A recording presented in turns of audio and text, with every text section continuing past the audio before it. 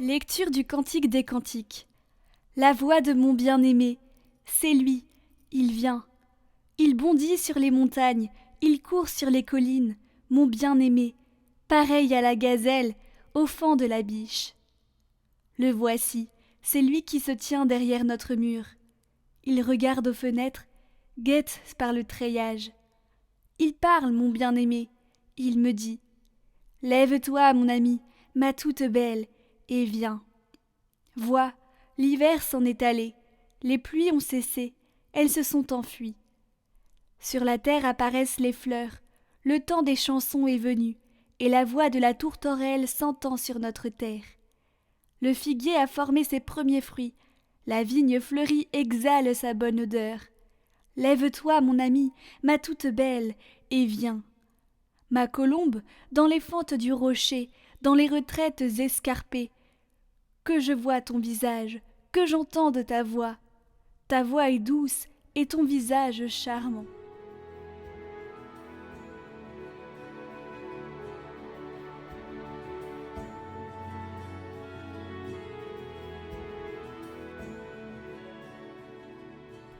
Criez de joie pour le Seigneur, chantez-lui le cantique nouveau. Rendez grâce au Seigneur sur la cithare, jouez pour lui sur la harpe à 10 cordes. Chantez-lui le cantique nouveau, de tout votre art soutenez l'ovation. Le plan du Seigneur demeure pour toujours, les projets de son cœur subsistent d'âge en âge. Heureux le peuple dont le Seigneur est le Dieu, heureuse la nation qu'il s'est choisie pour domaine. Nous attendons notre vie du Seigneur, il est pour nous un appui, un bouclier. La joie de notre cœur vient de lui, notre confiance est dans son nom très saint.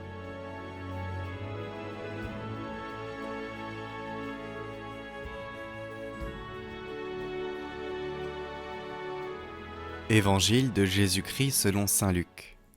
En ce temps-là, Marie se mit en route et se rendit avec empressement vers la région montagneuse dans une ville de Judée.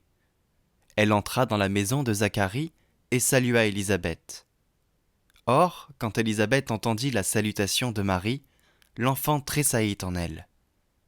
Alors, Élisabeth fut remplie d'Esprit Saint et s'écria d'une voix forte « Tu es bénie entre toutes les femmes, et le fruit de tes entrailles est béni. D'où m'est-il donné que la mère de mon Seigneur vienne jusqu'à moi? Car lorsque tes paroles de salutation sont parvenues à mes oreilles, l'enfant a tressailli d'allégresse en moi. Heureuse celle qui a cru à l'accomplissement des paroles qui lui furent dites de la part du Seigneur. »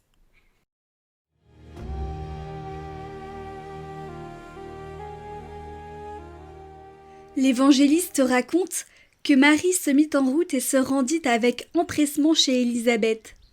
Avec empressement, pas avec anxiété, mais avec empressement en paix.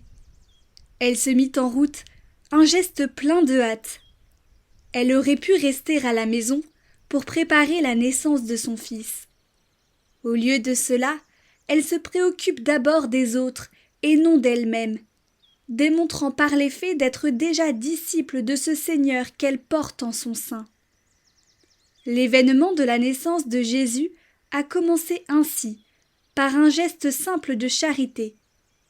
Du reste, la charité authentique est toujours le fruit de l'amour de Dieu. Que la Vierge Marie nous obtienne la grâce de vivre un Noël extraverti mais pas manquant.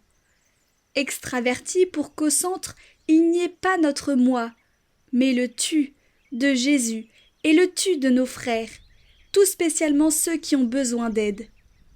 Nous laisserons alors un espace à l'amour qui, aujourd'hui aussi, veut se faire chair et venir habiter parmi nous.